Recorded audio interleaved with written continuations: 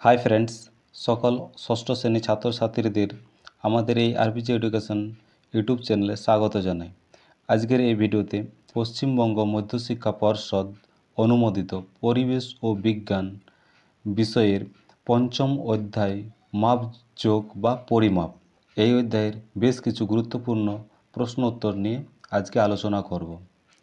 তাই ভিডিওটি তোমরা স্কিপ না করে সম্পূর্ণ ভিডিওটিকে তোমরা ভালোভাবে দেখবে। এই চ্যানেলে তোমরা কেউ যদি প্রথমবার ভিডিও দেখছো তো অবশ্যই তোমরা চ্যানেলটিকে সাবস্ক্রাইব করে নিয়ে আমাদের আরবিজি এডুকেশন ইউটিউব চ্যানেলের সাথে জুড়ে থাকবে। যারা সাবস্ক্রাইব করে নিয়েছো তারাকে অসংখ্য ধন্যবাদ জানাই। চলো আজকের প্রথম কোশ্চেন দেখে নিই।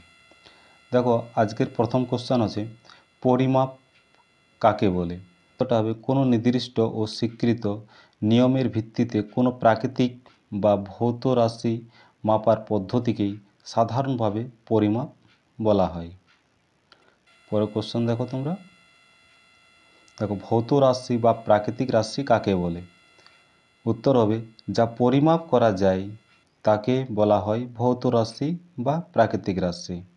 এর দেখো উদাহরণ দেওয়া হয়েছে দৈর্ঘ্য, ভর, সময়, আয়তন, এই সবগুলাই হচ্ছে তোমাদের ভৌত রাশি।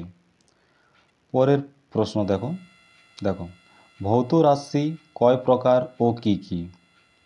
ঠিক আছে, উত্তরটা দেখো গঠনগত দিক থেকে ভৌত রাশি দুই প্রকার। একটা হবে তোমাদের মৌলিক বা প্রাথমিক রাশি, আর একটা হবে লব্ধ রাশি। দেখো পরের কোশ্চেন দেখো, মৌলিক বা প্রাথমিক রাশি কাকে বলে। উত্তরটা হবে এমন কিছু রাশি আছে যারা অন্য কোনো রাশির উপর নির্ভর করে না, এদের মৌলিক বা প্রাথমিক রাশি বলে। যেমন দৈর্ঘ্য, ভর, সময় ইত্যাদি, এগুলো সবই মৌলিক রাশি। পরের প্রশ্ন দেখো, লব্ধ রাশি কাকে বলে। এর উত্তরটা হবে এমন কিছু রাশি আছে যাদের একাধিক মৌলিক রাশি নিয়ে তৈরি করা হয়, এদের লব্ধ রাশি বলে।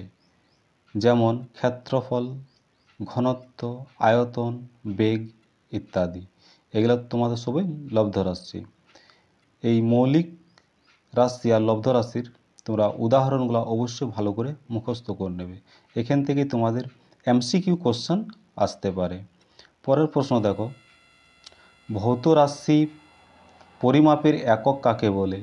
উত্তর হবে কোনো রাশিকে পরিমাপ করতে সেই রাশি একটা সুবিধাজনক অংশ দিয়ে পরিমাপ করতে হয়, ওই সুবিধাজনক অংশটাই হলো ওই রাশির একক। পরের প্রশ্ন দেখো, এসআই একক বলতে কি বুঝো। উত্তর হবে পরিমাপের বিভিন্ন পদ্ধতির জটিলতা এড়াতে 1960 সালে পরিমাপের একটি আধুনিকতম পদ্ধতি প্রস্তাবিত হয়, যা আন্তর্জাতিক একক পদ্ধতি বা এসআই একক নামে পরিচিত। তোমাদের নেক্সট প্রশ্ন দেখো, এসআই এর পুরো নাম কি। এর পুরো নাম হবে সিস্টেম ইন্টারন্যাশনাল। পরের প্রশ্ন দেখো, প্রাচীনকালে গ্রিসে দৈর্ঘ্যের একক হিসেবে কি ব্যবহার করা হতো। উত্তর হবে প্রাচীনকালে গ্রিসের দৈর্ঘ্যের একক হিসাবে বিঘত ব্যবহার করা হতো। পরের প্রশ্ন দেখো, প্রাচীনকালে মিশরের দৈর্ঘ্যের একক হিসেবে কি ব্যবহার করা হতো। উত্তরটা হবে প্রাচীনকালে মিশরের দৈর্ঘ্য একক হিসেবে ব্যবহৃত হতো কিউবিট বা হাত। এর পরের প্রশ্ন দেখো, আন্তর্জাতিক প্রমাণ মিটার কাকে বলে।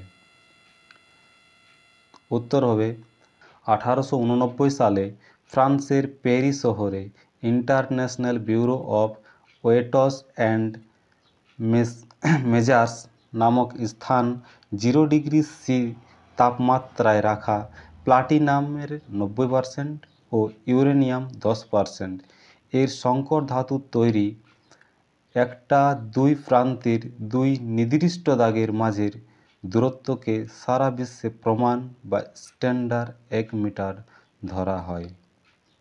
পরের প্রশ্ন দেখো, গুণিতক একক বলতে কি বুঝো? উত্তরটা হবে এসআইতে প্রমাণ মিটারকে পরপর 10 দিয়ে গুণ করে ক্রমশ বড় একক পাওয়া যায়, এগুলি হলো মিটারের গুণিতক একক। পরের প্রশ্ন দেখো, দূরত্ব মাপার হয় কোন এককে? উত্তর হবে কিলোমিটারে। দূরত্ব মাপা হয় তোমাদের কিলোমিটারে। পরের প্রশ্ন দেখো, এটি খুব ইম্পর্টেন্ট প্রশ্ন, ভর মাপা হয় কোন যন্ত্রের সাহায্যে? উত্তর হবে সাধারণ তুলা যন্ত্রের সাহায্যে। এর পরের প্রশ্ন, এসআই পদ্ধতিতে ভরের একক কি? উত্তরটা হয়ে যাবে কিলোগ্রাম। এর পরের প্রশ্ন দেখো,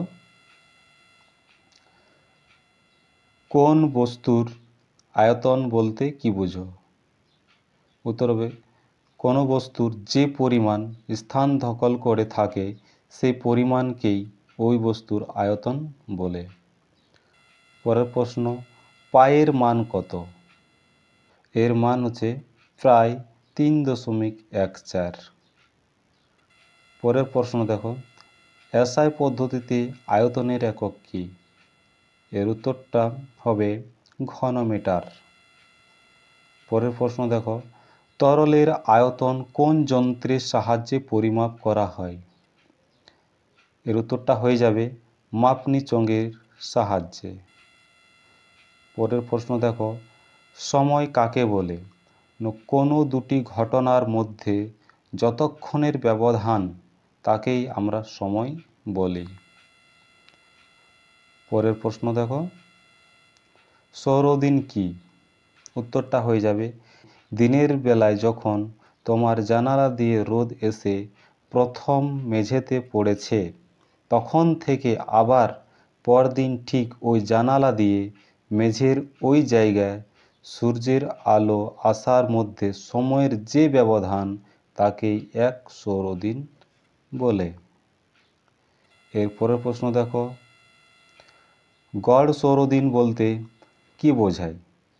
উত্তরটা হয়ে যাবে সারা বছরের সৌরদিন যোগ করে যোগফলকে 365 দিয়ে ভাগ করে আমরা পাই গড় সৌরদিন। এর পরের প্রশ্ন দেখো, এক সৌরদিন কত ঘন্টায় হয়? এখানে তোমাদের বানানটা ঠিক করে নেবে, একটু সৌর বানানটা ঠিক করে নেবে।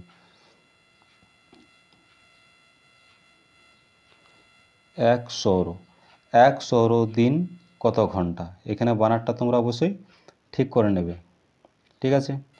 এর উত্তরটা দেখে নাও, 24 ঘন্টা। এক সৌরদিন তোমাদের হয় 24 ঘন্টায়। পরের প্রশ্ন দেখো, স্টপ ওয়াচ কি? অল্প সময় ব্যবধানের ক্ষেত্রে যে সময় পরিমাপক ব্যবহার করা হয় তাকে স্টপ ওয়াচ বলে। পরের প্রশ্ন দেখো, দৌড় প্রতিযোগিতায় কোন ঘড়ি ব্যবহার করা হয়? উত্তরটা হয়ে যাবে স্টপ ওয়াচ। পরের প্রশ্ন দেখো, ডিজিটাল স্টপ ওয়াচ কি? অতি সূক্ষ্ম সময় পরিমাপ করার জন্য ব্যবহৃত ঘড়ি হলো ডিজিটাল স্টপ ওয়াচ। এর পরের প্রশ্ন দেখো, শরীরের উষ্ণতা পরিমাপ করা হয় কি দিয়ে? উত্তর হয়ে যাবে থার্মোমিটার দিয়ে। নেক্সট প্রশ্ন দেখো, উদ্ভিদের বৃদ্ধি পরিমাপ করা হয় কোন যন্ত্রের সাহায্যে? কোশ্চেনটি ভিভিআই। কোশ্চেনটি ভিভিআই ভালো করে তোমরা মনে রাখবে, ঠিক আছে? উত্তরটা দেখে নাও, অক্সানোমিটার বা আর্ক অক্সানোমিটার।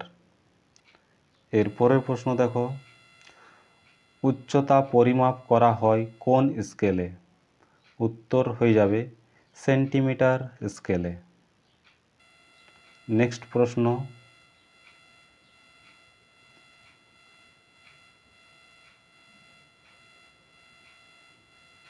আচ্ছা দেখো তোমাদের বইয়ের থেকে এটা নেওয়া হয়েছে, ঠিক আছে? এই যে তোমাদের এই লাইনটা খুব ভালো করে মনে রাখবে, সে এসআই পদ্ধতিতে প্রাথমিক একক কটা আছে? 7টা আছে। এটা খুব ইম্পর্টেন্ট, ঠিক আছে। দেখো এটাকে ভালো করে তোমরা মনে রাখবে। এসআই পদ্ধতিতে 7টা প্রাথমিক একক আছে, আর এই 7টা প্রাথমিক যে এককগুলো আছে সেগুলোকে তোমাকে ভালো করে মুখস্থ রাখতে হবে, ঠিক আছে। তোমাদের ওইখান থেকে কোশ্চেন আসতে পারে যে প্রাথমিক এসআই পদ্ধতিতে প্রাথমিক একক কটা, ঠিক আছে। তো তোমাদের উত্তর হয়ে যাবে 7টা।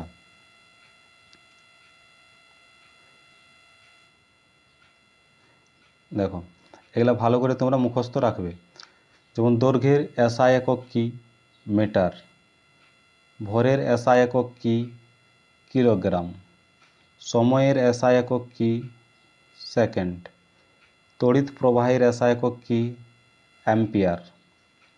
আলোর তীব্রতার এসআই একক কি? ক্যান্ডেলা। অণু পরমাণু পরিমাণ এর এসআই একক কি? মোল। পরেরটা হবে উষ্ণতার এসআই একক কি? উত্তরটা হয়ে যাবে কেলভিন। এই তোমরা 7টা এসআই একক ভালো করে তোমরা খাতাতে নোট করে নেবে এবং মুখস্থ করে নেবে, ঠিক আছে। এরপরে দেখো তোমাদের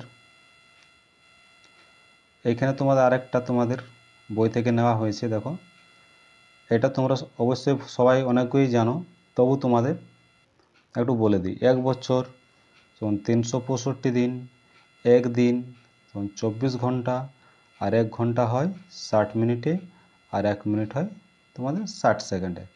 এটাও তোমরা ভালো করে করে নেবে, ঠিক আছে। পরে দেখো এই যে তোমাদের এক সব থেকে শেষে দেখো এখানে 68 পেজ নাম্বারে আছে, এটাকেও তোমরা ভালো করে একটু মনে রাখে নেবে, ঠিক আছে।